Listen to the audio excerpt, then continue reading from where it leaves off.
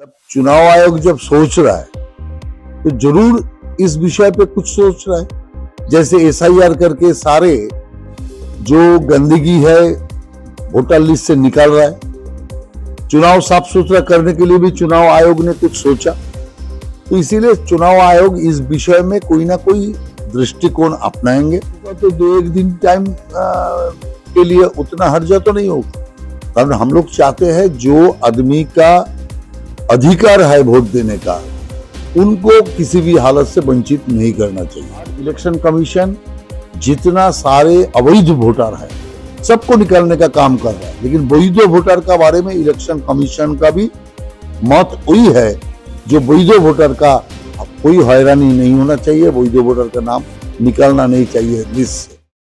तथा स्टेट का chief election commissioner तैयार है राज्य में एक दफा वोट करने के लिए, इस विषय को आप कैसे देख रहे हैं? देखिए, इस प्रदेश में 6 दफा 7 दफा 8 दफा तक चुनाव हुआ। इस बार इलेक्शन कमीशन एक दफा करने का निर्णय लेंगे, हमारा कोई आपत्ति नहीं है। हम इलेक्शन कमीशन का अधिकार को समझते हैं। चुनाव को साफ सुथरा करने के लिए चुनाव आयोग जिस पद्धति अपनाए, हम सारे उसी पद्धति का समर्थन करने के लिए तैयार हैं। तो आपको पता है बंगाल का इलेक्शन में सिक्योरिटी एक मेजर रीजन रहता है, क्या आपको लगता है इतना फोर्स डिप्लॉयड हो पाएगा एक ही दफा में? तब चुनाव आयोग जब सोच रहा है तो जरूर इस विषय पे कुछ सोच रहा है।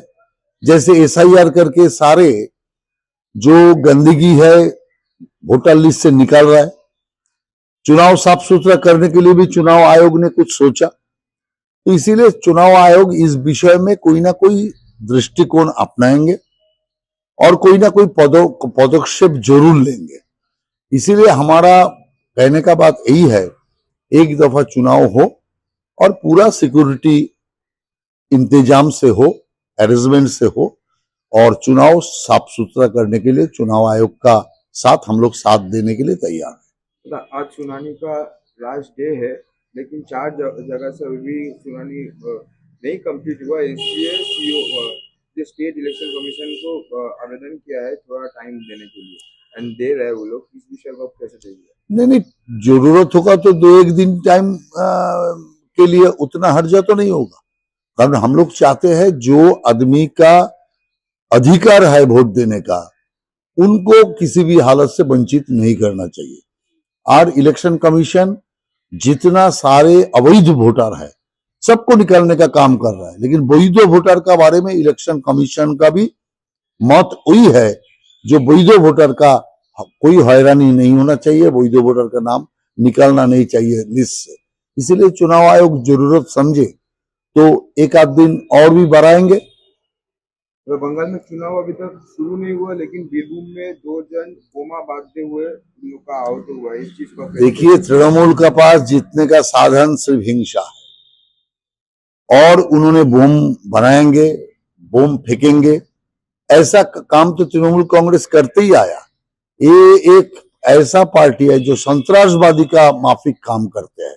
ऐसा संतरासवादी पार्टी जो है वो तो बम का बलबूते पर, वो मस्तान का बलबूते पर जीतने का कोशिश करेंगे, इसलिए। लेकिन गुंडा और ऐसा जो हिंसा फैलाने का तृणमूल जो काम कर रहा है, चुनाव आयोग से हम लोगों का यही निवेदन है, चुनाव आयोग कड़ी से कड़ी व्यवस्था करके इस सारे हिंसा को बंद करके चुनाव को साफ सुथरा कराए।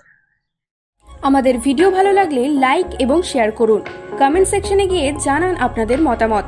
আরও ভিডিও পেতে আমাদের চ্যানেল সাবস্ক্রাইব করুন এবং প্রতি মুহূর্তে খবরের আপডেট পেতে প্রেস করুন বেল আইকন।